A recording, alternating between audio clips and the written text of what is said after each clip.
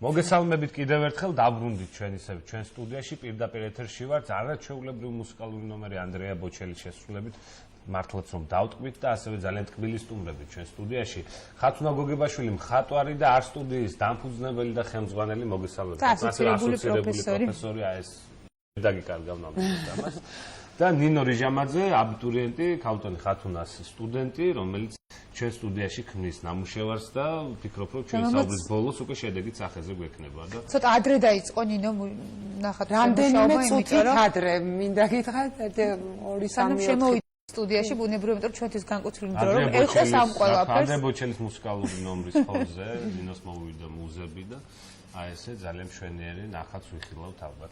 ხათუნა როგორ ხარ პირველ რიგში და რა ხდება შენსკენ ახალი საინტერესო შენ შემოქმედებაში მომხდარა? ძალიან კარგად გრძნობს, რაც თავარია შემოქმედებითი წვა სულ გვაქვს.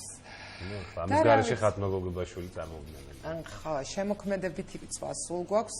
დაიწყო ჩვენი არტ სტუდიის ამ წლის სერიოზული მოღვაწეობა, როგორც ყოველთვის ვემზადებით გამოფენებისთვის. ახლა ოქტომბერში უკვე გვექნება ჩვენ შარშან ზაფხულს ჩავაგდეთ და ოქტომბერში გვექნება სერიოზული გამოფენა. ვიცი, ხელოვნება არის უდიდესი და უმდიდრესი მექანიზმი ადამიანის ცხოვრებაში, ყოველდღიურ ყოფაში და მე ვფიქრობ თქვენც და ყველა ჩვენთაგანიც ამას ყოველდღიურად ვაკეთებთ. ელემენტარულად ზოგი მუსიკას უსმენს, იგივე კინოფილმებს უყურებენ, პოეზიას ეზიარებიან, პროზას. ასე რომ შეიძლება ბერმა არც იცის, მაგრამ უпростоრეთ იცის, მაგრამ ყოველ წუთას ხომ ამას ვერ გაიაზრებ, რომ ყოველ წამს ყველა ვეზიარებით ხელოვნებას პირველ რიგში და ეს არის ყველაზე უმდიდრესი რამ, რაც კი კაცობრიობას გააჩნია, ხო, სულიერ ასპექტში ვგულისხმობ.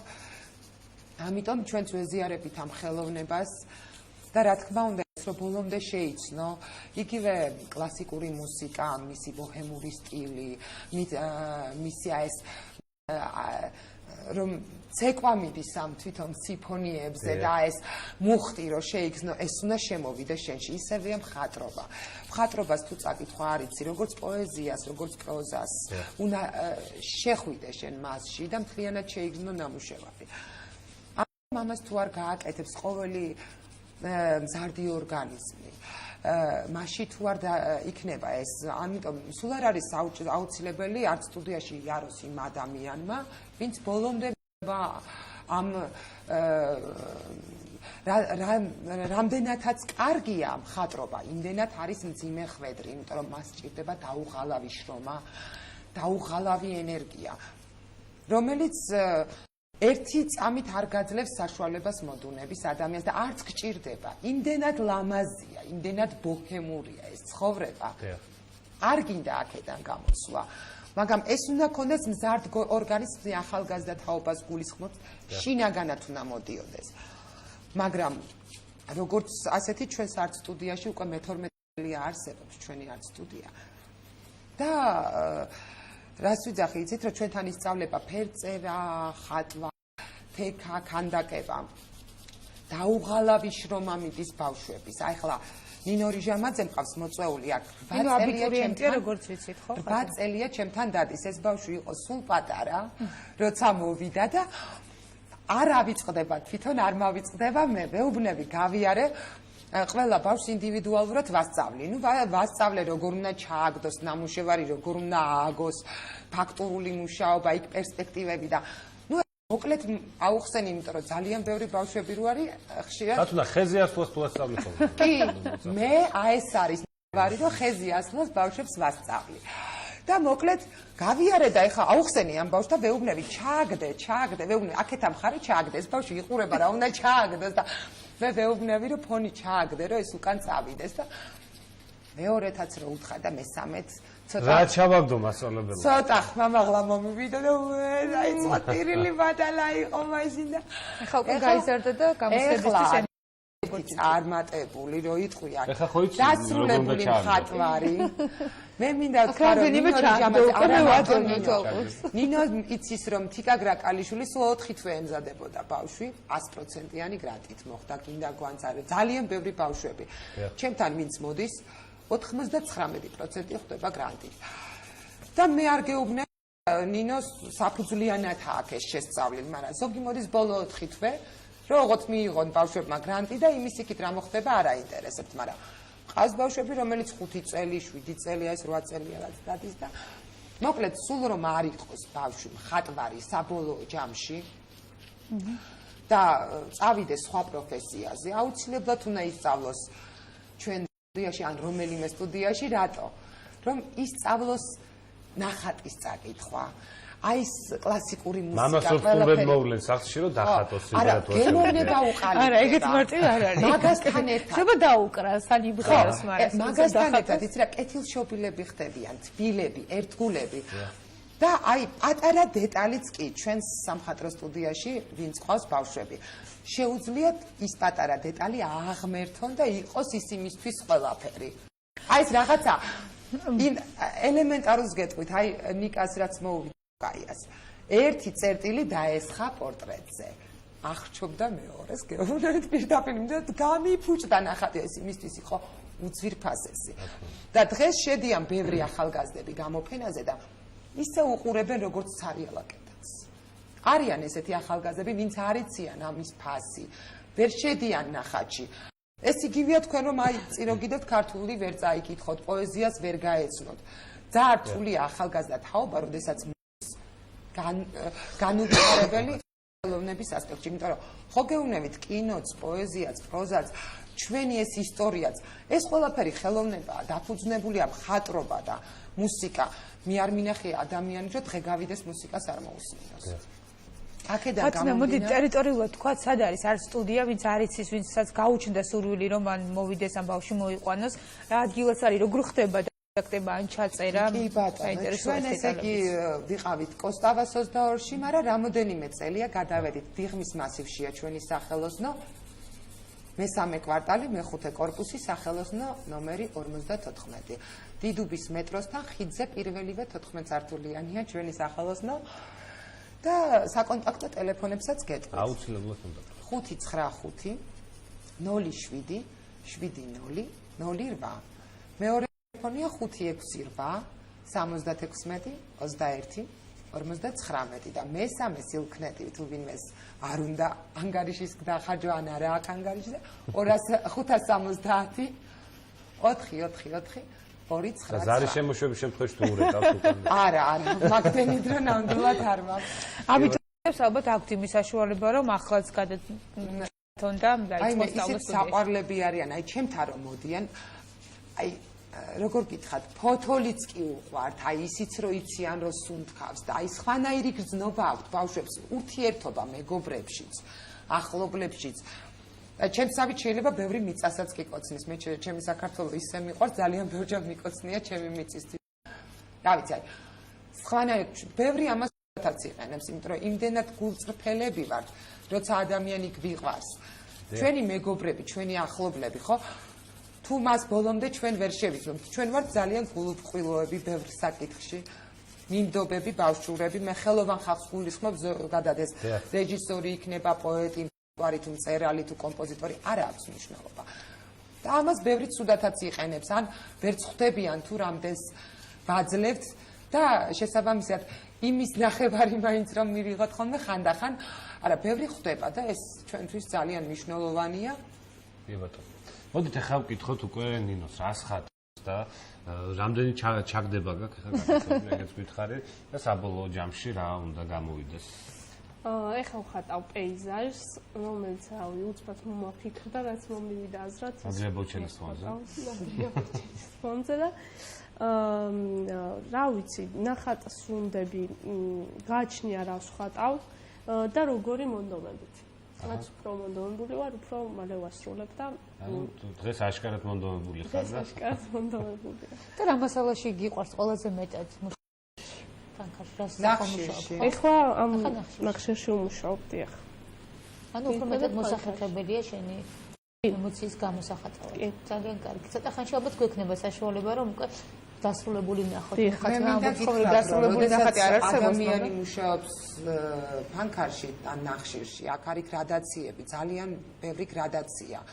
და ამ ფონზე ფაქტურული მუშაობა, ეხლა პეიზაჟი უფრო რატო შია ბავშვმა რომ აქ არის 15-20 წუთი მოცემული, თორე ფიზიკურად ფაქტურული იგივე მეტალის ფაქტურის გამოხატვა, ხის ფაქტურის, ნაჭრის ფაქტურის გამოხატვა ფერწერაში უფრო მეტი ის გაქვს, რა ქვია, საშუალება და აქ გრადაციების გაკეთება იგივე ეს ფაქტურული მუშაობა და ეს დამუშავება უფრო დონეზე ხდება და რადგან ახლა ამ ბოლო წლების განმავლობაში აკადემიაში აბარებენ მხოლოდ ხატვით, მხოლოდ ფანქრით, ბავშვმა 8 წელი გადაწყვიტა სანამ ჩავაბარებო, მე აქ უნდა ვიყო ძლიერი. ანუ არიან ბავშვები, რომ ერთად სწავლობენ ფერწერასაც და ხატვასაც, მაგრამ არიან ბავშვები, რომლებსაც ერთი მიმდინარეობა უნდათ და უნდათ ძალიან კარგად.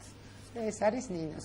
სწორედ მინდა. საინტერესო ასევე ასაკობრივი ზღვარი, რომელი ასაკიდან იყო? ასაკობრივი არ გვაქვს. ყავს 7 წლიდან ბავშვები არიან აბიტურიენტები 11, 12, 13, 14 და უკვე 41 წლის გახდა ერთი ქალბატონი, რომელიც დადის ჩემთან და უბრალოდ უნდა ეს სულიერი სამყარო, აი მოწონს იქ აქ რო შემოვდივარო, სულ სხვა სამყაროში ვარო და არის ბედნიერები და არ მოზღუდავთ ამას. გითხარით ახლა რა ხდება თქვენში ცალკე შეუხედავაში გამოფენები თუ მხოლოდ სტუდიით შემოვიყვანოთ? და ეს ნამუშევრები ახალია, რომელიც ჩვენთან მოიყვანეს? ზოგი ახალია, მამა აკაკის ვაჩუკი ახალი ნამუშევარი, მამა ელიზბარს ვაჩუკი ახალი ნამუშევარი და ნუ რამოდენიმე ნამუშევარი დავარიგე. ერთი რამოდენიმე იმაშია, სალონებშია განთავსებული, რამოდენიმე გამეყიდა და აქ ზოგი შემოგეყიდა ესე ხო აი ესეთი რაღაცებიც ხდება ხოლმე ჩვენს სიტუაციაში. ეხლა რაღაც ცოტა დეპრესიული პერიოდი მქონდა და რაღაც ერთი რამოდენიმე დღეა არ მიხატია რო იყვიან და იმედია რომ გაივლის ეს დეპრესიული. გაიარა. ხათ ეს ძალიან ჩვენთან წამიერია, დიდხანს არ ჩერდება ჩვენში ეს არ გვაცლიან რომ დეპრესია ხშირად იყოს. ძალიან კარგი და მიხარია და რაც შეეხება გამოფენებს თუ იგეგმება და გამოფენებს არც სტუდიის გამოფენა აუცილებლად გვექნება ოქტომბერში, მაგრამ ჩემი პერსონალური გამოფენა იქნება გაზაფხულზე. რომ ძალიან დიდი ძალისხმევა ჭირდება პერსონალს, ზოგი ისე მიდის ამ ქვეყნიდან შემოირაკლი, რომ პერსონალს ვერ ახერხებს და მე უკვე მქონდა 13 პერსონალური გამოფენა გაკეთებული და თითო გამოფენაზე მინიმუმ 50-60 ნამუშევარი უნდა წარმოადგინო ახალი. და თვითონ ახალი შეიძლება დაიხატოს ერთ დღეში და შეიძლება დაიხატოს 5 თვეში. და ამდენი ახალი ნამუშევრების ერთად წარმოდგენა ერთი და იგივე ძალიან მოსაბეზრებელია ხალხისთვისაც და ნუ ეს ნაშრომში და არ გაქვს უფლება შენ რომ ხალხი მოატყუა, ამიტომ ძალიან რთულია ზედიზედ პერსონალური გამოფენების კეთება, თუმცა მე გაზაფხულზე აუცილებლად ვაპირებ. მე-14, რიგით მე-14. რიგით მე-14 და მე-13-ზე გაჩერება არ არის. წეგან თქვი რომ ერთ რამდენიმე გაიყიდა კიდევაც და ეს კითხვა გამიჩნდა საინტერესოა, როგორია და რა განცდა როდესაც ელევა მხატვარი თავის ნამუშევარს? აიცით რა არის, როდესაც შენთან არის ნამუშევარი, ეს შენი შვილია და გიყვარს, მაგრამ რო არ გავიდეს ჩაკეტილ სივრცეში ნამუშევარი, იფიქრეთ რომ არის ციხეში რო იტყვიან, იმიტომ რომ ის უნდა გავიდეს ხალხთან, უნდა შეიცნონ, უნდა აღიარონ, ამიტომ ამას აუცილებლად ჭირდება, რომ ვინმეს ოჯახებში შევიდეს ეს ნამუშევრები კერძო კოლექციებში, რომ აღიარონ ნამუშევარიც და მხატვარიც, ეს გვინდა არ გვინდა ესე ხდება. ეს იცით როგორ არის? ჩვენ შვილები რო ყავს, ხო ვათხოვებთ. კაცებსაც ხო ჯვარს წერთ და ისიც ოჯახს ქმნის, არა, აი ისიც სხვადასხვა ოჯახებში ხო მიდიან. აი ესია ჩემი შვილების, ჩემი ნამუშევრები. ძალიან დიდი მადლობა ხათუნა, გვინდა წარმატება გისურვოთ და ცოტა დასასრულს შედიან სხვადასხვა ოჯახებში და როგორ მოივლიან არ ვიცი. კი ბატონო, როგორ ბედში ჩავარდებიან? კარგ ბედში ხო, ჩავარდებიან. არის ზოგჯერ როდესაც ეს ნამუშევარი ანუ ბიჭი ჯობია, გოგო ჯობია არა. იმ ოთახშია ჩაკეტილი და არ გადის არეალში, არის კერძო კოლექციები, სადაც იქ ძალიან ბევრი მნახველია და აღიარებაც აქვს. შეიძლება ვიღაცასთან მოხდეს არც თუ ისე ძალიან წარმატებული ნამუშევარი და ის აღიარონ როგორც კარგი, მაგრამ იყოს იდეალური ნამუშევარი ჩაკეტილი რაღაც სივრცეში ვიღაცა მიყიდოს და ის ვეღარასოდეს ვეღარავინ ვეღარ. თქვენ ჩემთან სახლში ძალიან ბევრი ადამიანი სტუმრობს და შემიძლია დაავანოთ ერთი. აი ხო გეუბნებით როგორც შვილებს დანიშნოს თუ შედარება მოვიწყდეთ. არ ვიცი ხა ეს უკვე შემდეგი ჩემ მოსწავლეებს სხვათა მინდა ვთქვა რომ ხშირად ვაკეთებთ პლენერებს მხატვართა კავშირის თავმჯდომარე ცისანა მჭედლიძე გვიკეთებს იმას, რომ ყველანაირი დაფინანსება არის მათი და გაყვავს ბავშვები ღია ეთერში და იქვე ყიდიან ნამუშევრებს და ეხმარებიან ლეიკემიით დაავადებულ ბავშვებს, უპატრონო ბავშვებს და არ არსებობს რომ ჩვენთან თანხა ვინმე სახში წამოიღოს და ესე გულით და სულით ძალიან კარგი. ხათუნა მე მინდა ძალიან ცოტა დრო გრჩება, დაახლოებით წუთნახევარი მინდა ნინოს ვკითხო. თუ მოვასწრებთ რომ აი ამ დროში დავამთავროთ ეს ნამუშევარი და უკვე მაყურებელს უჩვენოთ დასრულებული სახე. ფონი შექმნილი. ნინი ფონი შექმნილი უცებ. საერთოდ არ არსებობს. აი მასწავლებელი სიტყვები. ყოველთვის შეიძლება ნახაც რამე დაუმატო ან გამოაკლო და მე ვეცდები რომ ფონი შევქმნათ ახლა მაშინ სასწრაფოდ და ესე უნდა გავიდეთ ეთერიდან. რამდენიმე ის ჩააგდო უკვე. თითით ფონი. ეს ფონი იქნება ჩემო ძვირფასებო პირდაპირ ეთერში. ფონი არავის შეუქმნია ჯერ ჩვენ. ნინო ხომასულიძე ეცდება ამას და ძალიან კარგადაც გამოსცეს როგორც ბიჟამაძე უკაცრავად. ეს ჩემ მეგობარი გამახსენდა და ყობა მახსენებს.